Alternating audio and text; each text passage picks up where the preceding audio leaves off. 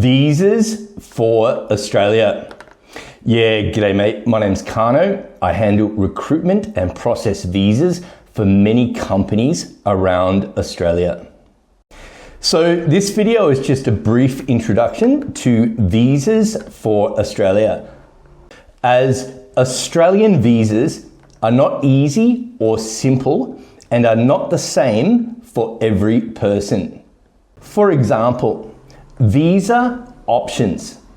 Your visa options will depend on your age. Some visas have age limits and some visas don't have age limits. And on the topic, make sure you write your date of birth on your CV resume. Also, visa requirements. Your visa requirements may be different depending on your nationality. Some nationalities need special certificates and qualifications to get a working visa.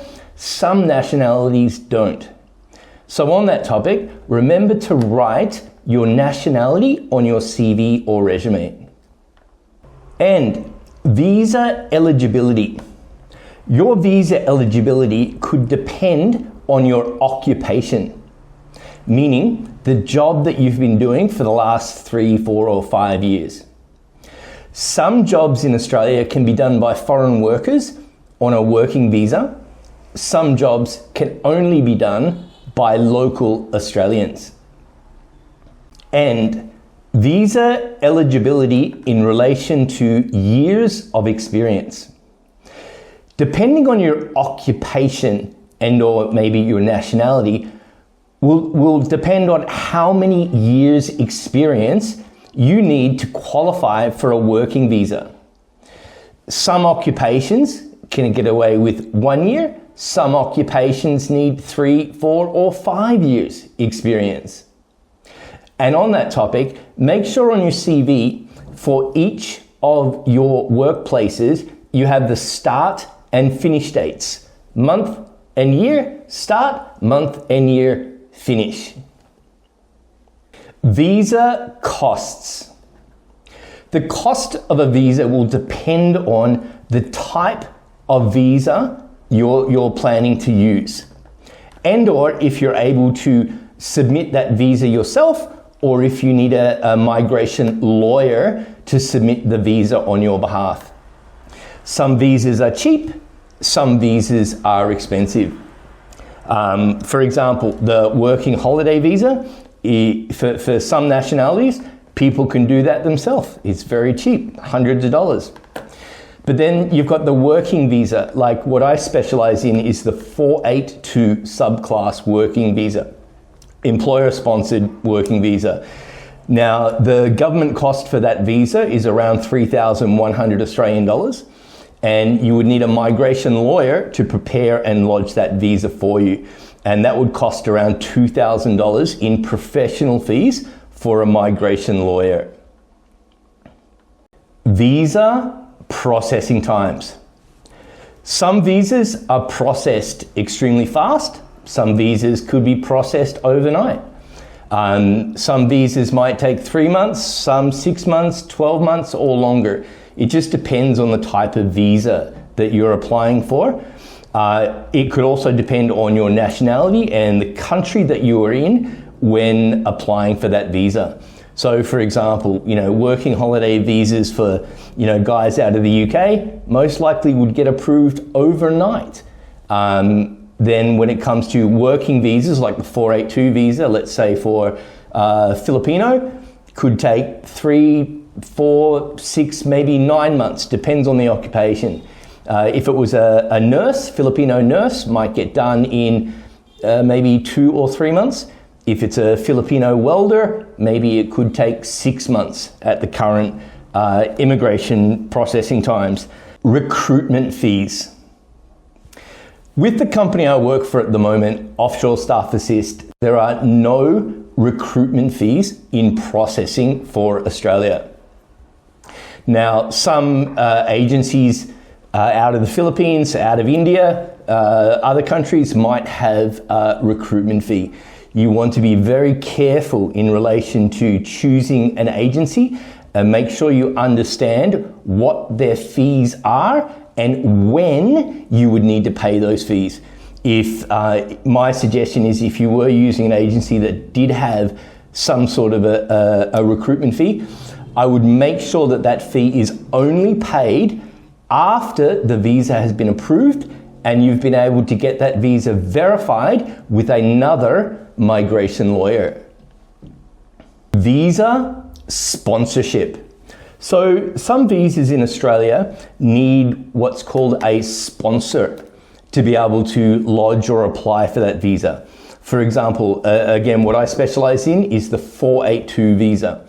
That's a sponsored visa, meaning to be able to lodge that visa, you would need a job offer from an employer in Australia. Now, a sponsored visa does not mean it's a free visa. It just means that you need a sponsor that is willing to offer you a job, pay you a competitive salary, and look after you whilst you're in Australia.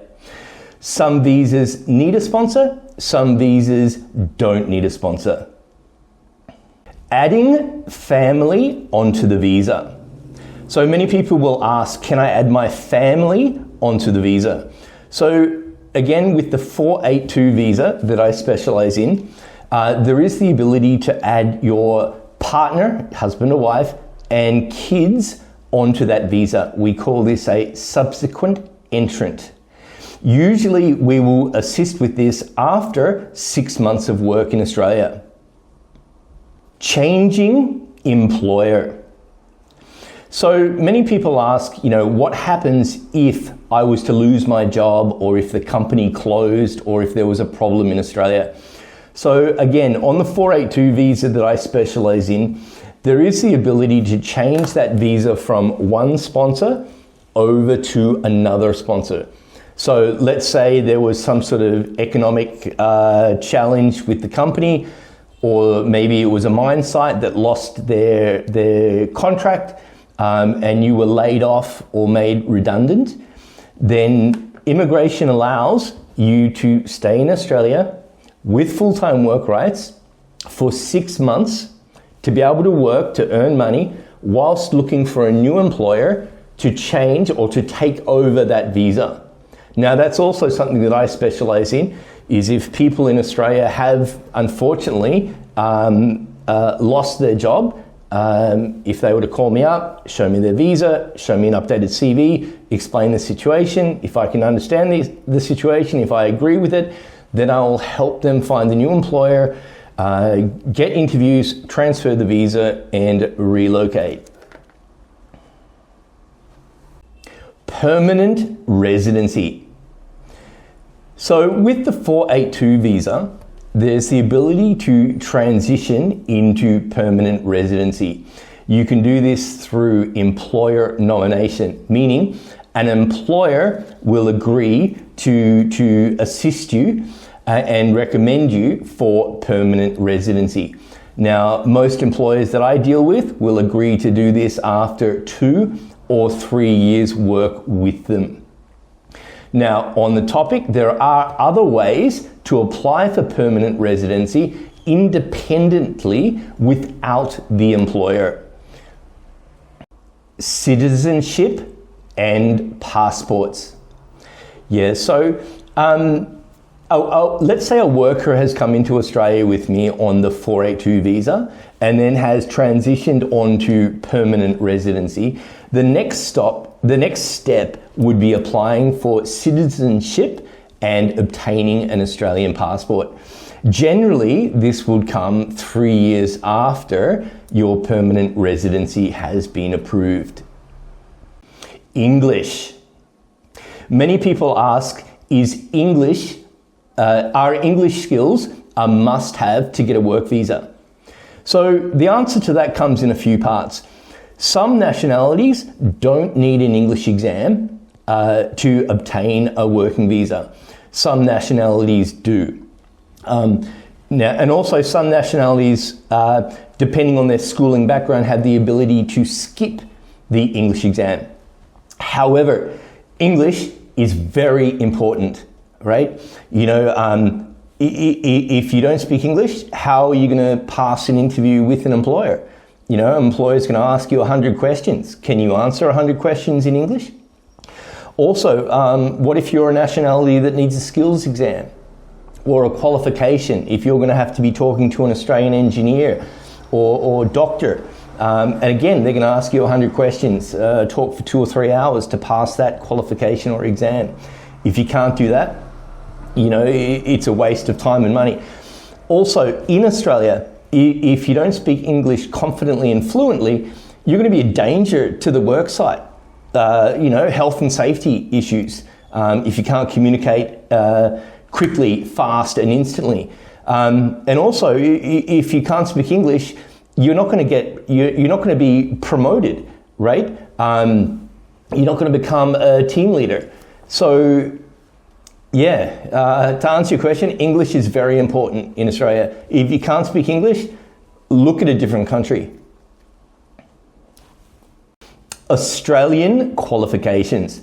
So, as I alluded to earlier, some occupations and some nationalities would require Australian qualifications to be able to obtain a visa. I'll give you a couple of examples. So let's say you were from, Philippines and you were a welder, then you would need a skills assessment certificate, you know, something like VETASES or TRA or ACCT. Now, these exams, there are many different providers that can do the exam. If you were to choose the right provider, you'd be able to do this exam from any country in the world. And the interview for this exam could be done online. Now, other qualifications, for example, nurses. Nurses from majority of the countries around the world would need to complete, you know, like an AFRA, OSCE and ANMAC process to become eligible for the working visa. And those, to be able to complete those, you would actually have to sit an exam in Australia. Anyways, if you need advice and direction on how to get your Australian qualification, send me a DM or fill out my website below. Anyways, I hope this video teaches you the basics of working visas for Australia. If you'd like some advice to see if we are able to assist you with a working visa or permanent residency to Australia, my webpage is below. Just make sure that your CV, like I said, your CV's got your age, your nationality, your occupation and years of experience, month and year, start and finish. Links below. My name's Kano, recruitment and visas for Australia. Have a good day, mate.